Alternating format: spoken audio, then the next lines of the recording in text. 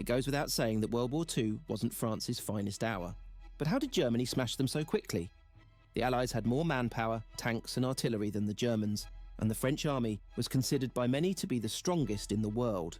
But in a mere 6 weeks, the Germans managed to carve through the Allied defences, run the British off mainland Europe, and crush the Netherlands, Belgium, and most notably France, into surrender. This video will focus on the reasons why the French were defeated so quickly and convincingly during the astonishing Battle for France. France's swift collapse is often credited to the surprise German attack through the Ardennes, or the assumption that the Nazis must have had a far superior military. However, the truth is a little more complex than that. To get a more complete picture of how and why things unfolded as they did, we will discuss 4 major areas. Firstly, the interwar years of 1919 to 1939, highlighting the economic, political and military states that France and Germany found themselves in on the eve of World War II. Secondly, the military philosophies and battle plans of both sides. Thirdly, we will compare the French and German militaries to see if German military might was insurmountable. And finally, evaluate how each nation performed and reacted to events unfold after the invasion was underway. We'll start by discussing the state of France during the years 1919 to 1939, a period defined by economic and military decline and political division. After World War I concluded, France was on the verge of bankruptcy, with its recovery greatly hindered by the Great Depression of the late 1920s and 1930s. This resulted in large budget cuts to the military and the reduction of mandatory conscription from 3 years down to 18 months in 1923 and down again to 1 year in 1928. Only in 1935 was it bumped back up to 2 years in response to the growing threat of the Nazi regime. To make matters worse, after World War I, a large number of highly experienced officers would resign, which wasn't uncommon after wars conclude. However, this highlighted the complacency of the French and their belief that World War I was the war to end all wars. They truly thought that the League of Nations would ensure peace and prevent future conflicts, not to mention the construction of the Maginot Line in the 1930s, which instilled a false sense of security in the French psyche. More on this later in the next section when we discuss military philosophies and battle plans. Things were no better in the political sphere, with the ill effects trickling into the military. The amount of control the civilian sector had over the military and politics was ever increasing, and the profound division between the right and left wings' viewpoints saw both sides scrambling to secure as many positions in the military as they could, so that one side couldn't use the army against the other. This resulted in inexperienced politicians being promoted to important roles in the military. This, coupled with the previously mentioned resignations of experienced officers and generals, meant the French military lacked a solid spine and quality leadership when World War II kicked off. The years between World War I and II were not all smooth sailing for Germany either. However, they had an upswing at a crucial time several years before World War II. After World War I ended, the newly formed Weimar Republic signed the Treaty of Versailles in 1919, which limited Germany's army to a maximum of 100,000 men and forced them to pay brutal war reparations. Industrial output plummeted, and by 1923 the economy was in a terrible state of hyperinflation. $1 was worth approximately 4 trillion German marks. With the onset of the Great Depression in 1929, unemployment soared from roughly 1.4 million to over 6 million by 1933. Hitler and the Nazi Party would capitalise on the desperation of the German public, and their popularity skyrocketed. In 1933, President Hindenburg appointed Hitler Chancellor. The following year, Hindenburg passed away, Hitler abolished democracy and declared himself Führer. Eine wahrhaftige Weltanschauungspartei sein. Und zweitens, Sie wollten, Herr... "Stop thinking and follow me," cried Hitler. "I will make you masters of the world." And the people answered. Sieg! Sieg! The Nazis then rushed to regrow the military under the guise of fixing the economy and unemployment levels. They invested vast sums, putting millions of Germans back to work in newly created arms factories and other military-based projects. By the late 1930s, unemployment levels had dropped significantly, and gross national production was nearly double what it was before Hitler came to power. However, the vast majority of investment was funneled into rearmament, sacrificing the creation of a stable, long-term economic plan. It was clear Germany was gearing up for war, with the idea that these investments would be paid for by future conquests. Warplanes, tanks and weapons started rolling off the assembly lines at extraordinary rates, and in 1935 mandatory conscription was enforced. This saw virtually all of the remaining unemployed men pushed into the military. By 1936, the army was over 700,000 strong, more than 7 times the size of the limits placed on it by the Treaty of Versailles. At this point, the Spanish Civil War had broken out, and Hitler seized the opportunity to send forces to fight on the side of General Franco, where they gained valuable combat experience. Extensive training of officers was also in full swing at this stage, so the German army had a large group of reliable leaders to expand upon into a fully functional, highly professional army once a full-scale war broke out. All of this to say that Germany entered World War II in a better position economically and militarily than the French. Not only did they have a better trained, better led fighting force with more combat experience, but its economy was virtually geared towards the single purpose of military conquest. Just how big this military edge was and how much of a factor it played may surprise you though, and will be covered in more detail soon. We will now discuss the vastly different military philosophies France and Germany had, namely the extremely defensive, static and reactive posture of the French, in comparison to Germany's aggressive, mobile and somewhat risky stance. It will become clear how each nation's philosophy affected the formation of their plans for the hostilities to come, which will lead nicely into the section that follows this one. After sustaining tremendous casualties during World War I, the French turned away from the idea of aggressive, unplanned offensives, instead adopting a far more defensive outlook on warfare. This philosophy was embodied by and built around the construction of the Maginot Line during the 1930s, which consisted of a series of fortifications along France's border with Germany. It stretched from the Swiss border in the south to the border of Luxembourg in the north. A defensive line of thinking wasn't necessarily a bad thing. The Maginot Line could, in theory, allow manpower to be saved and allocated to the areas the French believed to be most vulnerable. However, there were flaws with this mindset. Hiding behind the line to avoid open field battles where possible, and bolstering the areas where they thought the Germans would push, meant that French success hinged on assuming correctly where the brunt of the German push would come from, and whether they could react quickly and effectively enough to stop it. Spoiler alert, they didn't, which, as you will see later in the video, had catastrophic consequences. In complete contrast to the French, the Germans had a very offensive mindset. They strived for a war of rapid movement, which came to be known as blitzkrieg or lightning war. The idea behind this style of warfare was to avoid the static, trench warfare of World War I, where both sides found themselves caught in a deadlock, making little to no gains. The need for Germany to develop a war of speed spawned during the interwar years.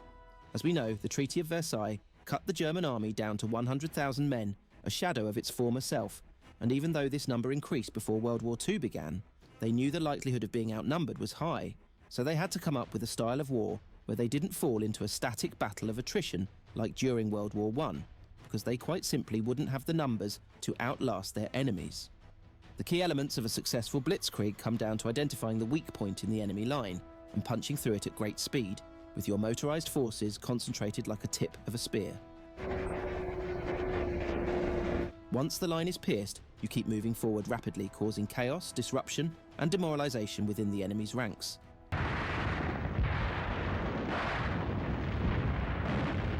In this fashion, inferior numbers become less of a factor, and victories that seem inconceivable become a reality.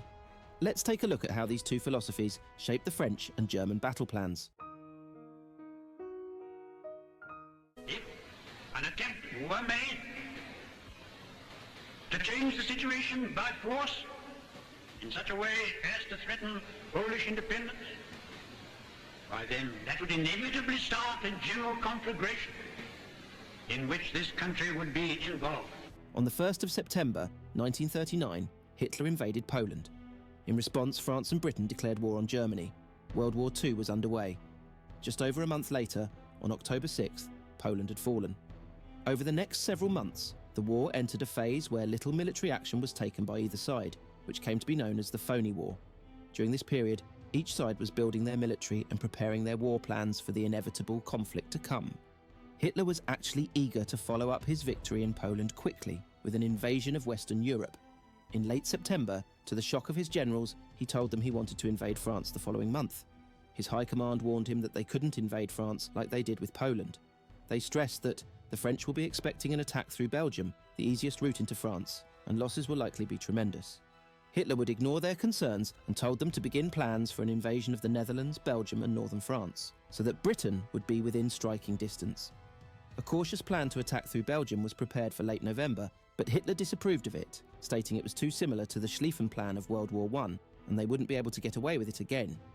Over the next several months, the invasion was delayed nearly 30 times, with Hitler beginning to favour the idea of a concentrated, motorised push through the Ardennes. Eventually, by late February 1940, the final plan gets the all-clear, the Manstein Plan. One section of the army will act as a feint or diversion, moving through the Netherlands and Belgium, occupying the Allied forces in the north, and giving the impression that this is the main assault. The main, highly mechanised army group will then launch its offensive through the Ardennes, head for the town of Sedan, cross the River Meuse, and race for the English Channel with the aim of cutting off the Allied forces that moved north in reaction to the feint attack. Many of Hitler's generals thought the plan was bold and far too risky, with little chance of success. They worried that moving a huge force, including a large amount of tanks and motorised units through the narrow, hilly and densely forested roads of the Ardennes would be a slow, arduous, logistical nightmare. Success hinged on them moving through the forest quickly before the French could react with the appropriate force. If they spent too long with their tanks and vehicles banked up, they were there for the taking by air and artillery attacks. Regardless, Hitler was willing to take the risk.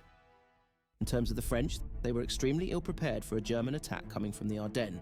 All of their plans were based around the idea that the Maginot Line and the Ardennes would force Germany to launch the bulk of their offensive through Belgium and the Low Countries. Their assumption was in line with what Hitler's generals feared, that the Ardennes was an impenetrable death trap for a large force to push through, and if they did manage it, crossing the Meuse River would pose more challenges. The path through Belgium was the quickest and easiest way into France. In contrast to the Ardennes, it was very flat and had far less natural obstacles. For these reasons, the French assumed that an attack through Belgium would be the most likely scenario, and they tailored their battle plan around that assumption.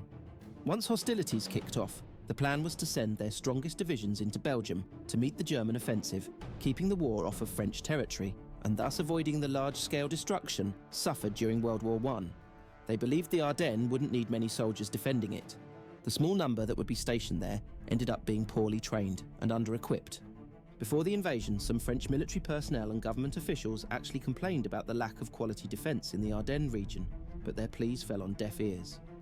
One general was actually enraged by the suggestion that the area needed bolstering and stated there was no need. As you will see, this was a fatal mistake. With the board set, the pieces were ready to move. But before we cover the invasion, we will quickly compare each side's military in terms of size, quality and equipment to help determine if this was a significant factor in Germany's rapid victory. With France falling in only 6 weeks, it's quite often assumed that Germany had an insurmountable advantage in this area, but it will become clear that that isn't the case, and both armies were actually reasonably comparable in some respects, at least on paper. Let's begin by comparing manpower. On the eve of the invasion, Germany had between 2.8 and 3 million men. They only had 120,000 vehicles for transport and logistics, which meant the bulk of the force had to move around on foot or rely on horse-drawn vehicles to transport themselves, supplies and equipment. On the other hand, France had approximately 2.2 million men, with roughly 300,000 vehicles between them, more than double of Germany. With the addition of 200,000 fully motorised British troops and 1 million men between the Dutch and the Belgians, the Allies had a combined force of about 3.5 million. So in terms of raw manpower and logistical capabilities, France and the Allies had the advantage. In terms of tanks, the French had superior numbers. They had about 3,000 and the Germans approximately 2,500. Quality-wise, both sides' tanks had their pros and cons, but it's generally accepted that the French had better designs, with the best overall tank in the Somme S-35 medium tank, which was reasonably quick, had good armour and superior firepower than its German counterpart, the Panzer III. The majority of the German tank force consisted of the light Panzer Is and IIs, and they lacked a heavy tank, like the Char B1 of the French, which had better armour than the German Panzer IV, especially from the front, and more firepower. However, the German tanks were faster, had better manoeuvrability, and were more fuel efficient. For instance, the Panzer IV was double the speed of the French B1, and due to its size, the B1 consumed much more fuel, meaning it lasted a far shorter time before it needed refuelling. Perhaps the most crucial points of difference were that firstly, most if not all German tanks were equipped with wireless radio technology, whereas many of the French tanks were not, and relied on flags to relay messages. This allowed for greater communication and coordination during battles, allowing the Germans to synchronise attacks or change tactics at a rate that the French just couldn't match. Secondly, the Germans used their tanks more effectively, which will become clear when we discuss the invasion in more detail.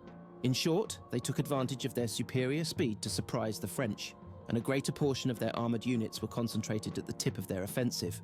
The French had theirs more evenly distributed over their defensive line. This meant, regardless of lower numbers overall, at the point of attack, the Germans always enjoyed a numerical advantage. In terms of artillery, the French had more, with roughly 11,000 guns to Germany's 8,000, although many of them were designed for fighting against infantry. They also had a severe lack of anti-tank weapons, many of which were outdated and not effective against modern tanks. Perhaps most crucially, France didn't have many anti-aircraft guns. The Germans had over 9,000, the French less than half that number, some having seen service in World War I, and that didn't help their cause against the Luftwaffe, which leads into the next point, that the Germans had the greater air force. When the invasion kicked off in 1940, the French had far less planes than the Germans, many of which were outdated. They also lacked spare parts, so they couldn't prepare or repair planes as quickly as the Germans. Numbers-wise, including bombers, fighters and reconnaissance, the French had approximately 1,300 planes. The Germans had well over 2 times that figure, with about 3,500, even taking into account the 400 planes the British contributed. Despite this, French fighters actually performed rather well, downing more German fighters than they lost.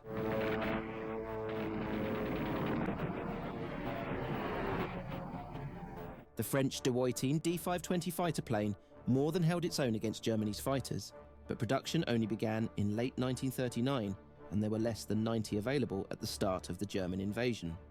Much like with their tanks, a big difference maker was that German planes had a higher proportion of radios than the French, giving Germany superior ground-to-air coordination. German tank units could call up the Luftwaffe and order pinpoint aerial artillery, greatly helping ground forces break through enemy lines.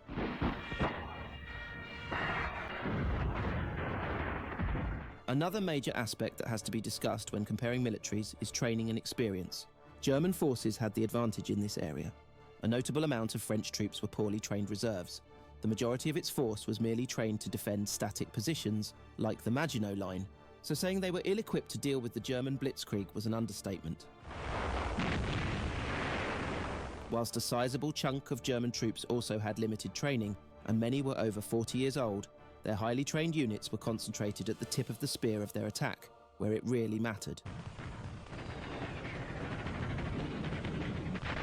German troops also had an undoubtable edge in combat and non-combat experience. In 1936, as mentioned earlier, Hitler sent forces to aid General Franco and the Nationalists during the Spanish Civil War. Here, most notably, a section of the German Air Force known as the Condor Legion would hone its abilities in the air, particularly in terms of troop transport and bombing raids. In 1938, Germany occupied and annexed Austria and Czechoslovakia. This provided German forces, particularly tank and vehicle crews, valuable non-combat experience. Moving a large armoured force through a foreign country taught them valuable lessons about vehicle handling, logistics, maintenance and traffic regulation. In contrast, many French armoured units were newly formed and poorly trained. A lot of crews were unaware that their newly issued Sommeur tanks had 2 fuel tanks, and as a result they only filled 1, greatly reducing their operation time.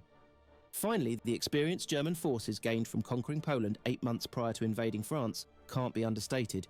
Even though Poland fell quickly, German High Command weren't overly thrilled about certain aspects of the performance and ordered major retraining and tactical tweaks.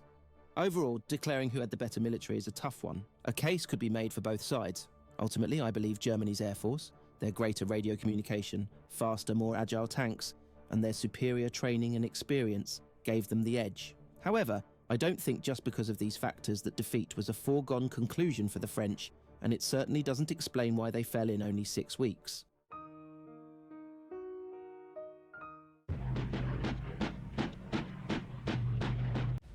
On May 10, 1940, over 8 months after the outbreak of the war, Germany launched their long-awaited invasion. They began with air raids and paratroop drops on the Netherlands and Belgium, before ground troops poured across the borders. They wanted to make it appear as if this was their main assault. The Dutch offered limited resistance overall.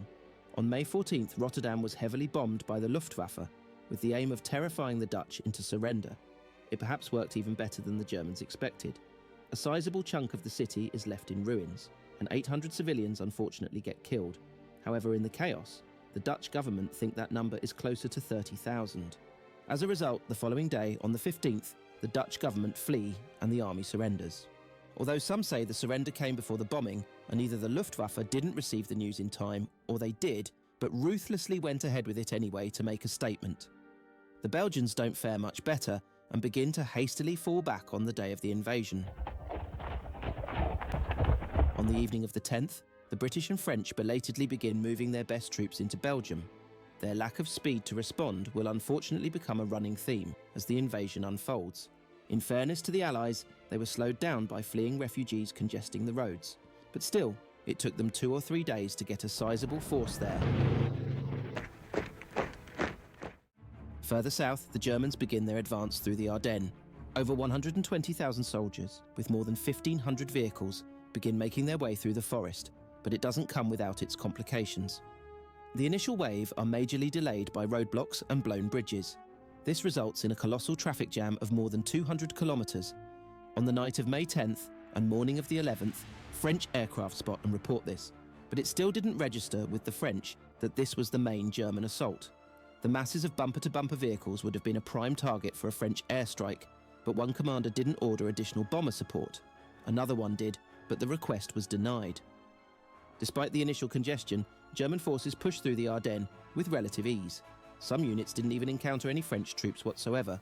The few French that did meet the Germans were poorly trained, ill-equipped, outnumbered, and retreated quickly. Even now, after encountering many more German units than they thought they would, the French still didn't recognise this as the main German attack. On the 12th of May, only 2 days after the invasion began, the Germans reached the banks of the River Meuse. The French now had to try and anticipate where they would try to cross it. Due to natural obstacles, French command believed it wouldn't be near the town of Sedan. As a result, only poorly trained, under-equipped reserves were stationed there. They only had one anti-aircraft gun between them. Sedan was actually one of the main German targets, another massively costly misjudgment on behalf of the French. On the morning of the 13th, the Germans began their attack, with extensive aerial bombing of the French on the other side of the river.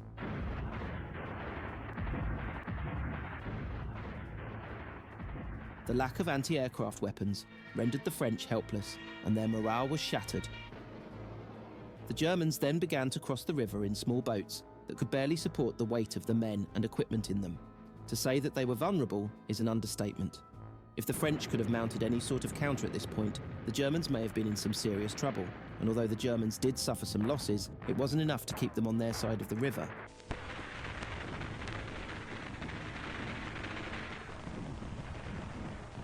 By the early evening, the Germans had already made it across in force, had captured multiple French bunkers, and began building bridges across the river.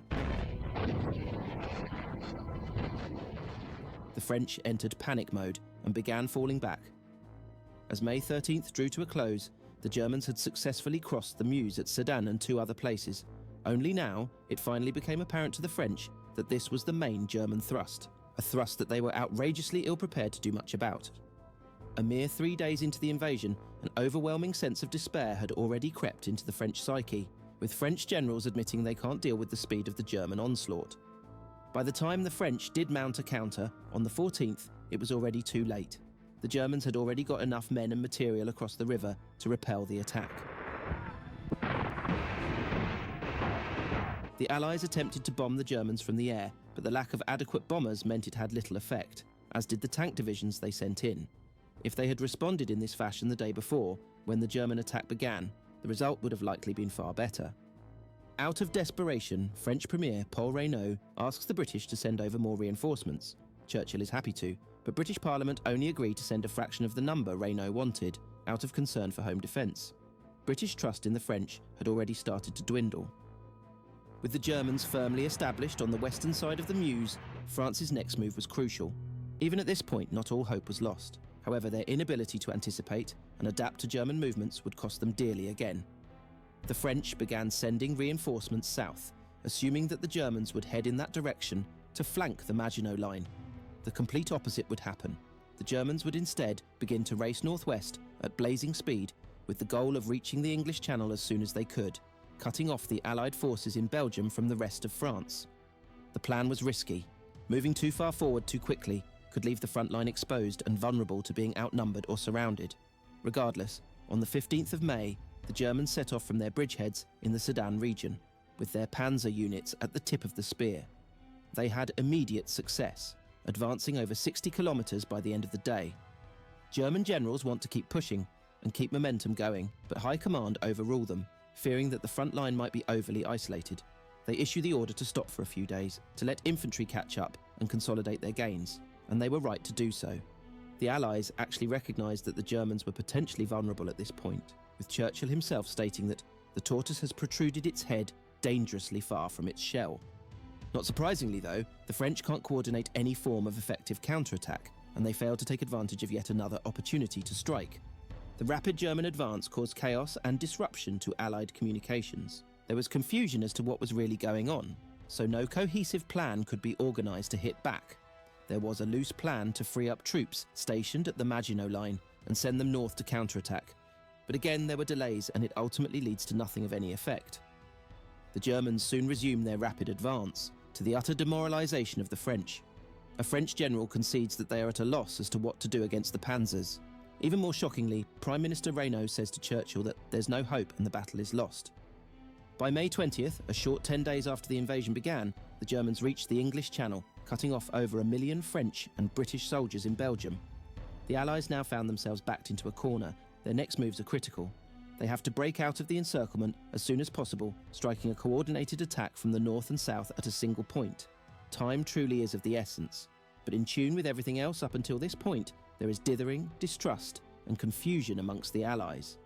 They fail to get all of their commanders together at one time to effectively organise a plan. When some of them do meet individually, the Belgians and the British aren't overly confident in the plan, and the French, already in a state of despair, are hesitant to try it all together.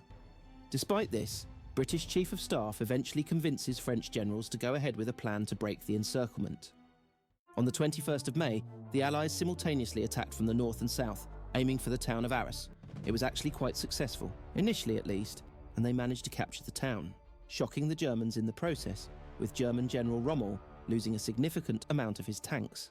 This was a small glimpse at what the Allies could have achieved if they organised themselves better and focused their strength on a single objective.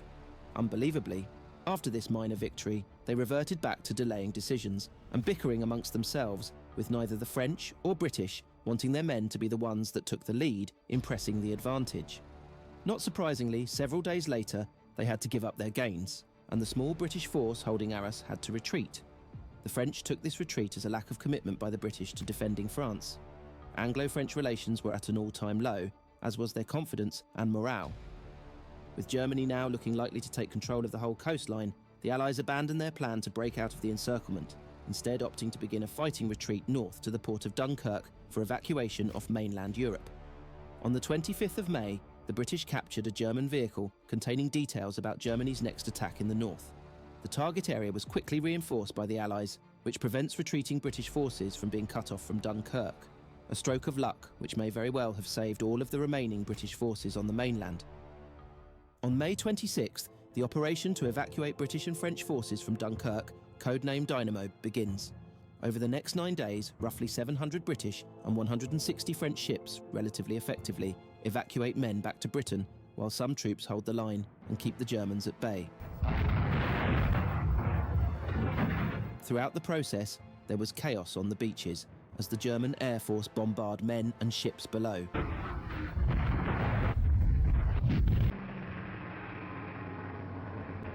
"20 Allied warships are destroyed, many more are damaged, and about 15,000, mostly French troops, are killed." On the 4th of June, the last of the men are evacuated. Overall, approximately 338,000 men are saved, 193,000 British and 145,000 French. However, nearly 40,000 troops defending the town throughout the operation are eventually forced to surrender, the majority of which were French. Still, saving so many men was actually rather miraculous, considering the Belgians, to the outrage of the British and French, suddenly surrendered on the 28th of May, leaving a sizable hole in Allied defences.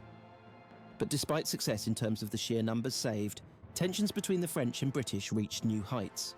The French accused the British of being selfish and prioritising the evacuation of their own troops, as well as failing to supply as much air support as possible. Of course, British respect for the French dwindled as a result. French generals Pétain and Weygand want Premier Reynaud to come to a separate peace agreement with Germany, but he dismisses it. The British Foreign Minister urges Churchill to consider peace talks with Germany through Italy, but Churchill isn't having it. All in all, Allied relations are crumbling and their situation dire. British forces and France's best troops have been evacuated, with much of their equipment and heavy weapons abandoned on the beaches of Dunkirk, now in the hands of the Germans. Even after the evacuation, the war, in theory, wasn't yet completely lost. Whilst the Allies were now outnumbered, Germany only controlled a relatively small part of France, the French still had a reasonable amount of its forces intact, and Churchill ordered 300,000 fresh British troops to France. However, the collapsing Allied relations made it extremely difficult to muster effective defence.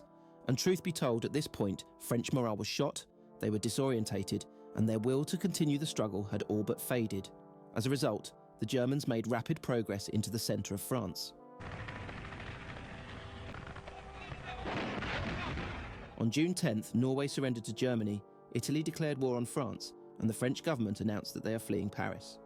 By June 14th, Germany reach and occupy Paris.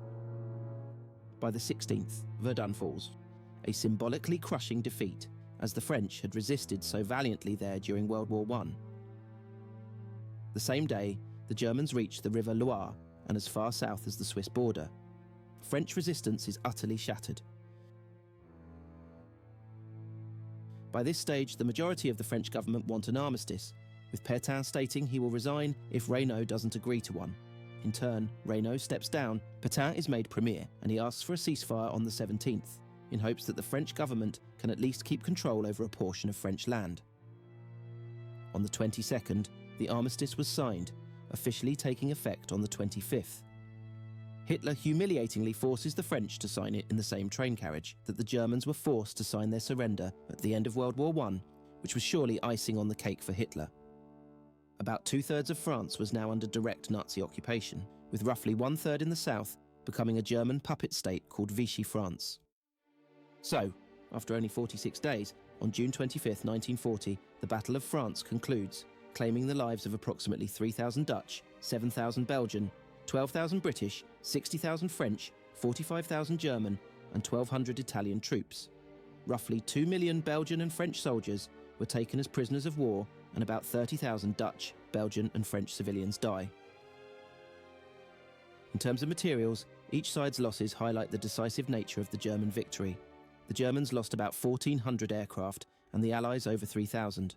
The Germans lost about 800 tanks, and the Allies roughly 3,000. Some Frenchmen keep on fighting in the form of the French resistance, and Charles de Gaulle established a government in exile in London, where he would send radio broadcasts to his countrymen, urging them to keep resisting. But sadly, France would be under Nazi control until after D-Day some 4 years later in 1944. To sum everything up, I think it's clear the rapid defeat of France in 1940 was due to a multitude of factors, some definitely more weighty than others, but when combined, they made France's performance during the invasion an utter shambles. To start, their divided interwar society, rife with political, economic and military issues, was a terrible foundation to have leading into war. Their outdated military philosophy also cost them dearly, a philosophy that went hand in hand with poor military planning that relied on the Maginot Line and the assumption that Germany would bypass the Ardennes. Next, their military was lacking in crucial areas, such as training, leadership experience, the Air Force, and wireless radio communication. Also, their inability to anticipate German movements and adapt when something unexpected happened was horrendous, and the way they suffered from low morale and defeatism once they were on the back foot was shocking. The issues that arose from being in a multi-nation coalition can't be ignored either. If I had to narrow it down, I believe the most crucial factors were poor military planning and leadership, specifically the way they didn't plan for the possibility that the Germans would push through the Ardennes. Moreover, their failure to react and counter effectively when the push did happen exposed the lack of quality they had within their command structure. Conceding the Ardennes so quickly was perhaps the single event that started the snowball effect that led to all the other issues the French would face after. If they repelled or slowed the Ardennes push, would the cracks that emerged in their defence have even surfaced? If they didn't start the invasion so poorly, would low morale and defeatism have even become a factor? Would the disjointed, trustless relationship between the Allied coalition have got to the stage it did? Would the Germans have even reached the point that they could blitzkrieg their way to the Channel and expose the deficiencies the French military had? It's debatable that these things would have been exposed. Sure, the Germans may have broken through the French defence regardless, but at the very least, defending the Ardennes more vigorously would have almost certainly meant that the French wouldn't have fallen in 6 short weeks. They wouldn't have had to do anything overly outlandish to make the operation a nightmare for the Germans either. If they destroyed the roads through the forest or scattered explosives along them, the Germans would have lost a great deal of time, men and material. If they met the German push with more highly trained men, more artillery, or if they didn't reject the call for extra bombers, the casualties they could have inflicted on the Germans might have been crippling. Remember, German forces were banked up for over 200 kilometres, more or less in a straight line. They were sitting ducks, ready for annihilation. Unfortunately for the French, they didn't do these things. The cracks appeared, and as they say, the rest is history. If you enjoyed the video, don't forget to like and subscribe.